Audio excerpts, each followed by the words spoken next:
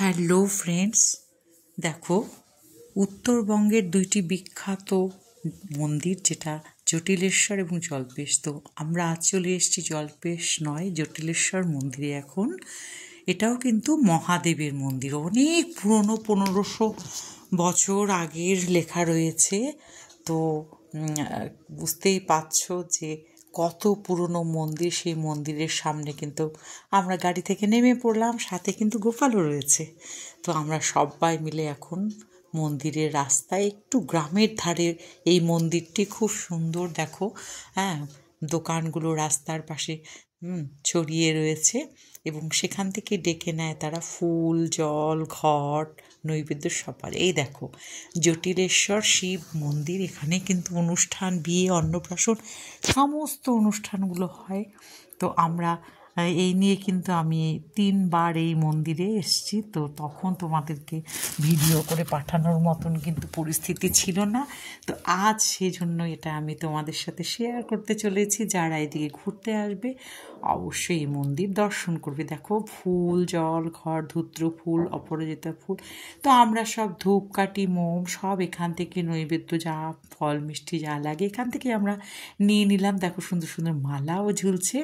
আর প্রতিনিয়ত কিন্তু, শ্রাবণ মাস বলে কোনো কথা নেই, প্রতিনিয়ত প্রতিদিনই এখানে কিন্তু আসে সবাই, তীর্থ করতে আসে, মহাদেবের মাথায় জল দিতে আসে এবং নানান মনস্কামনা পূর্ণ হয়। এই মন্দির ভীষণ জাগ্রত। আর আমরা কে না নেই যে শিবের মাথায় জল ঢালি না। তো দেখো আমরা এরকম সমস্ত সবাই কেনাকাটাগুলো ওখান থেকেই করে নিলাম, কারণ হঠাৎ করে এসেছিলাম বলে এখান থেকে প্রয়োজনীয় জিনিস যখন পাওয়াই গেল নিয়ে নিলাম। এবারে আমরা কিন্তু মন্দিরের ভেতরে, মানে একদম গেটের বাইরে থেকে এগুলো নিয়েছি, ভেতরে এবার প্রবেশ করব। তো টিকিট কেটেই ঢুকতে হয়। টিকিট কাউন্টারে দেখছো ভিড়, প্রচুর লোকজন এসছে, তোমরা দেখতেই পাচ্ছ। এসছে গাড়ি, একটু রুরাল তো, কিন্তু ভালো, অটো টোটো সবই যায়। তো সুন্দর সাজানো গোছানো একটা এমন সুন্দর পরিবেশ, যেখানে গেলে শুধু শিব পুজো করা নয়, একটা মানে চোখও সার্থক। চারদিকে সবুজ গাছপালা রয়েছে, এদের নিজস্ব পুকুর, প্রচুর মাছ ধরছে সবাই। তো সেইগুলো কিন্তু আমি তোমাদেরকে একটু একটু করে সবাইকে দেখিয়ে দিচ্ছি, যাতে তোমরা বুঝতে পারো জায়গাটা আসলেই কতটা সুন্দর। সত্যি সত্যি ভীষণ ভালো লাগে। নানা রকম বিয়ে যেগুলো হুটহাট করে হয়, এই বিয়েগুলো এখানে হয়, অন্নপ্রাশন হয়, জন্মদিন হয়, এখানে মহাদেবকে সাক্ষী রেখে সব কিছুই করে সবাই। তো দেখতে পাচ্ছ মন্দিরে কিন্তু ভিড় রয়েছে। এই সেই গাছ, যে গাছে সবাই মনস্কামনা করে এই যে লাল সুতো বলো, কাপড় বলো, বেঁধে দিয়ে যায়, এই সেই গাছ দেখালাম। আর দেখো কি সুন্দর সাজানো গোছানো, সুন্দর, ভালো লেগেছে ভীষণ।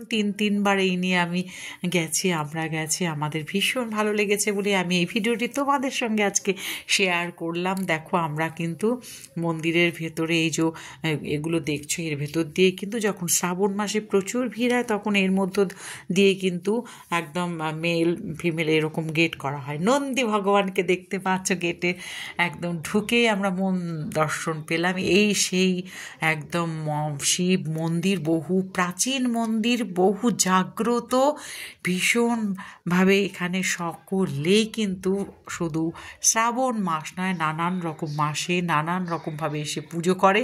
মন্দিরে পুরোহিত কিন্তু আছেন, তিনি সকালের পুজো করে বেরিয়ে গেছেন। আমরা কিন্তু দুপুরের জন্যই সবাই অপেক্ষা করছি, মানে বিকেলে আর কি। তো এই বেলগুলো সব দেখো, কেউ এসে ঠং ঠং করে বাজিয়ে দিচ্ছে। আর আমার গপু সোনা নন্দীর পাশে দেখো ছবি তুলছে, খুব হ্যাপি। ঘুরতে নিয়ে গেলে তো গপু ভীষণ হ্যাপি হয়ে যায়। তো মন্দিরে ঠাকুরমশাই নেই বলে আমরা অনেকক্ষণ অপেক্ষা করে কিন্তু মন্দিরে নিজেরাই প্রার্থনা করে নিলাম। এই দেখছো মায়ের সিঁদুর দান, এখানে সিঁদুর সবাই মাকে দেয় এবং এখান থেকে সিঁদুর কিন্তু কপালে পরে নেয়। তো এই পাথরগুলো যে দেখছো বহু পুরনো, আর এই বহু প্রাচীন শিব মন্দিরটি কিন্তু উল্লেখ তোমরা সবাই পাবে, গুগলে সার্চ করে নেবে, কিন্তু দেখতে পাবে যে কোথায় এই মন্দিরটির লোকেশান সমস্ত পেয়ে যাবে। তার পাশেই রয়েছে রাধা গোবিন্দ মন্দির, এখানেও কিন্তু নিত্য পুজো হয়। তো সকালের পুজো কিন্তু হয়ে গেছে, আমরা বিকেলের মধ্যে অপেক্ষা করলাম। ভিডিওটি তারপরে আমি তোমাদেরকে কিন্তু শেয়ার করতেই চলেছি। সন্ধ্যের পরে তো মন্দির একদম বন্ধ হয়ে যায়। তো দেখো নানান রকমেরা কলকাতা থেকে এসছেন, সব বাগানে উঠেছেন, সেখান থেকে গাড়ি নিয়ে এসছেন ঘুরতে। তো আমরা সবাই কিন্তু ঘুরে ঘুরে ঘুরে দেখছিলাম কত প্রাচীন মন্দির, কীরকম কী ব্যাপার। হ্যাঁ, যেহেতু সময় পেয়েছিলাম তো অনেকক্ষণ সময় এখানে বসে আমরা এই যে সিঁদুরের টিপ পরিয়ে দিয়েছে দেখো, এগুলো তো মন্দির ছিল। এখন কিছুটা এখানটা দেখে মনে হচ্ছে যে একটু ধ্বংসাবশেষও হয়েছে এই দিকটায়। আর আমরা এখন মেন মন্দিরের সামনে কিন্তু দাঁড়িয়ে।